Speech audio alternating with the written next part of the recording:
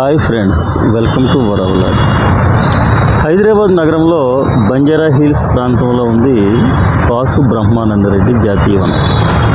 ఇది ఆంధ్రప్రదేశ్ రాష్ట్ర మాజీ ముఖ్యమంత్రి కాసు బ్రహ్మానందరెడ్డి గారి పేరున నామకరణం చేయబడింది.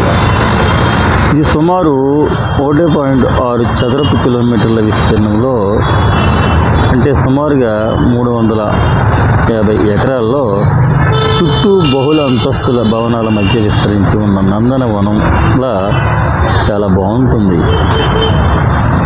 కాలుష్య నియంత్రణలో ఈ వనం చాలా ప్రముఖమైన పాత్ర వహిస్తూ ఉంటుంది. అలాగే సుమారు 600 పైగా వృక్షజాతులు, 140 రకాల పక్షులు, 30 రకాల సీతాకోకచిలుకలకు నివాసంగా ఉన్న ఈ పార్కులో నెమళ్ళు సందర్శకులను బాగా అలరిస్తూ ఉంటాయి. సుమారుగా 390 ఎకరాల్లో ఉన్న రాజభవన సముదాయాన్ని 1967లో ప్రిన్స్ ముకరంజాకు పట్టాభిషేకం సందర్భంగా అతని తండ్రి అజంజా ఇచ్చారు. 1998లో కేంద్ర ప్రభుత్వం నుంచి ఆమోదం పొందిన తర్వాత అప్పటి ఆంధ్రప్రదేశ్ రాష్ట్ర ప్రభుత్వం దీన్ని జాతీయ వనంలా ప్రకటించారు.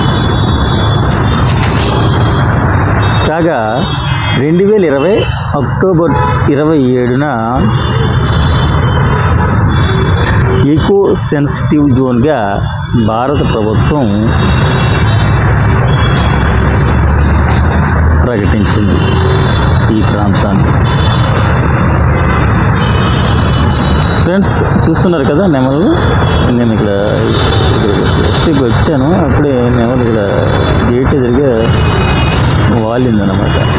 తర్వాత లోపలికి వెళ్ళింది.